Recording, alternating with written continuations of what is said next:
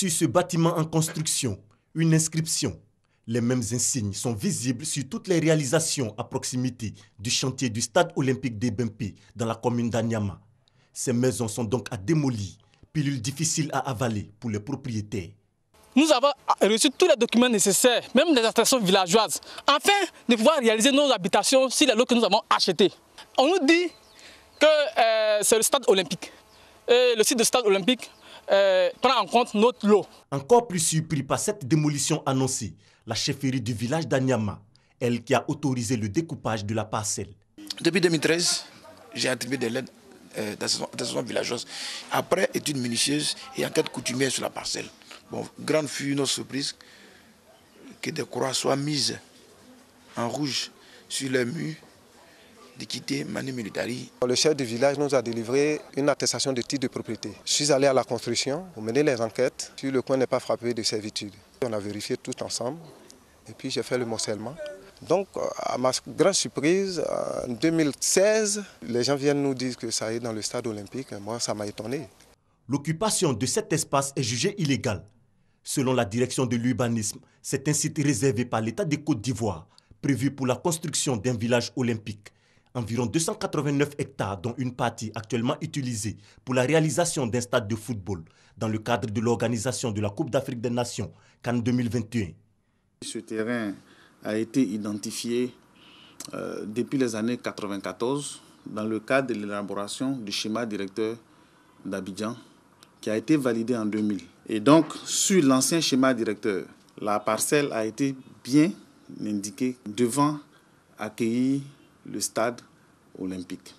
Et même il est indiqué village olympique. Quand c'est le cas, on déclare ce terrain frappé de servitude. Et donc, aucun lotissement ne doit se faire sur ce terrain.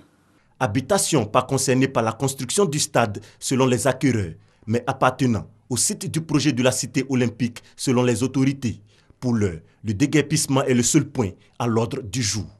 Le village olympique ne concerne pas uniquement le stade de football. Il y a d'autres équipements sportifs qui vont avec. Ce qu'on demande aujourd'hui à ceux qui sont en train de construire, c'est d'arrêter de construire sur ce site. Le terrain sera libéré, le projet sera réalisé et ceux qui pensent que leurs droits ont été bafoués, les procédures sont en cours pour qu'on puisse analyser tous les cas pour que réparation soit faite. L'acquisition de terrains en milieu urbain, une éternelle source de conflit. Les populations sont donc invitées à la vigilance.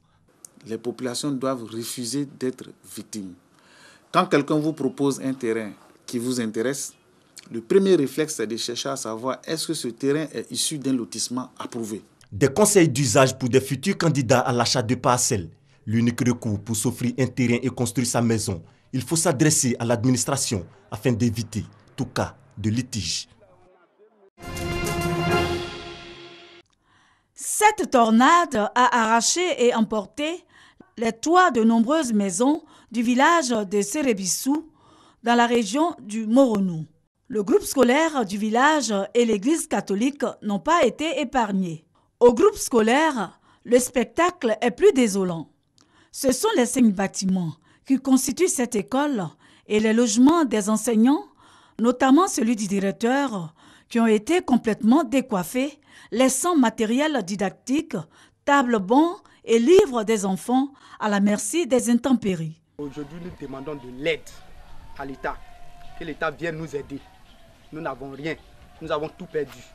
Le chef du village, Nana Mboti Kwadjo, et le député Ngata Kamanan, fils du village de Serebissou, souhaitent une solidarité nationale pour aider le village à se relever, surtout à réhabiliter son groupe scolaire pour que les 400 écoliers qui ne vont plus en classe depuis cette date fatidique du 27 mars 2017 reprennent le chemin de l'école. Serebissou étant un centre d'examen du CEPE. Malgré les efforts des populations, une semaine après le drame, pour se prendre en charge en reconstruisant à la hâte leur demeure, le sinistre est encore perceptible. La fistule obstétricale est une lésion qui survient chez la femme à la suite d'un accouchement difficile de plusieurs jours sans assistance médicale à temps. L'une des conséquences de cette maladie est la perte d'urine chronique. 20 femmes de Bondoukou sont aujourd'hui guéries de ce mal. Elles ont bénéficié d'un programme initié par l'AIBF en partenariat avec le FUNUAP.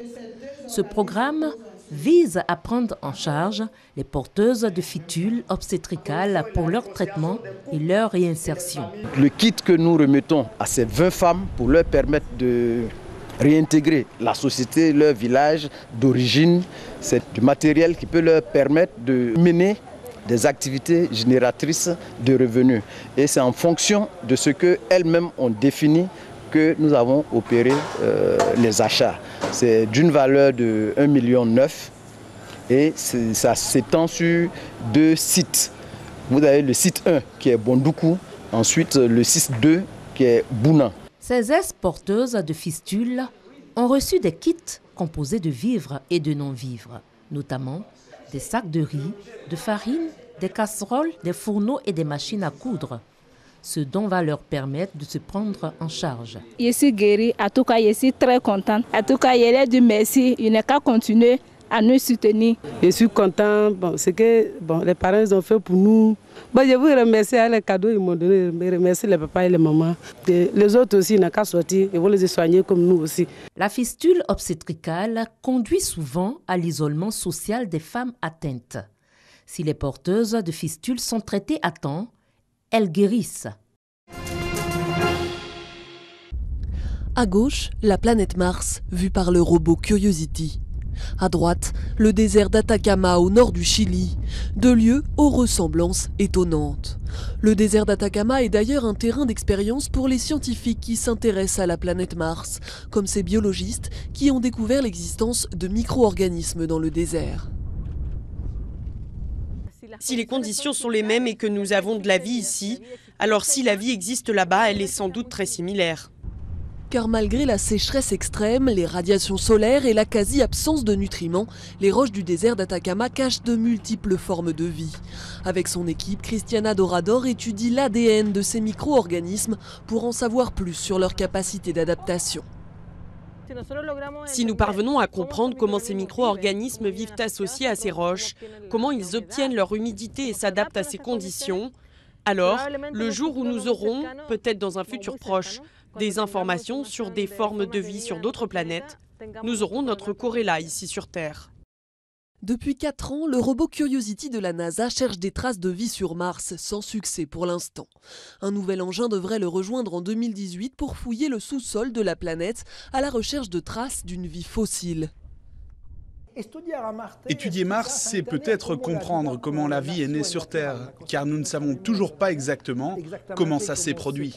Une chose est certaine, l'intérêt pour Mars est aujourd'hui plus vivant que jamais. La NASA évalue désormais la possibilité d'une mission habitée vers 2030. Un voyage vers la planète rouge relève désormais plus de la science que de la fiction. 7 avril 1862. Abolition de l'esclavage par les États-Unis. Si au départ, le président Lincoln ne semble pas favorable à une abolition de l'esclavage, les événements vont être en sa défaveur et la guerre entre le Nord et le Sud allait de plus belle avec en ligne de mire les questions de l'abolition de la traite des Noirs. Mars 1862, le gouvernement fédéral se prononce en faveur d'une émancipation graduelle, encourageant les États membres par des subventions à racheter les esclaves afin de les libérer. Le message sur l'état de l'Union prononcé le 1er décembre 1862 est presque entièrement consacré à la question de l'esclavage. Lincoln explique son projet d'émancipation graduelle sur le délai de 37 ans envisagé pour la réaliser, sur la compensation financière versée aux maîtres d'esclaves et sur la politique de colonisation proposée, c'est-à-dire le transfert des esclaves libérés à Haïti ou au Libéria dont ils deviendraient citoyens, ou dans un territoire qui pourrait être acheté par les États-Unis. Lincoln semble croire à ce moment que sa proposition pourrait ramener la paix. Pourtant, un mois plus tard, il proclama l'émancipation des esclaves des États rebelles L'esclavage, parlons-en, aux États-Unis, 1619-1865 commence peu après l'installation des premiers colons britanniques en Virginie et se termine avec l'adoption du 13e amendement de la Constitution américaine.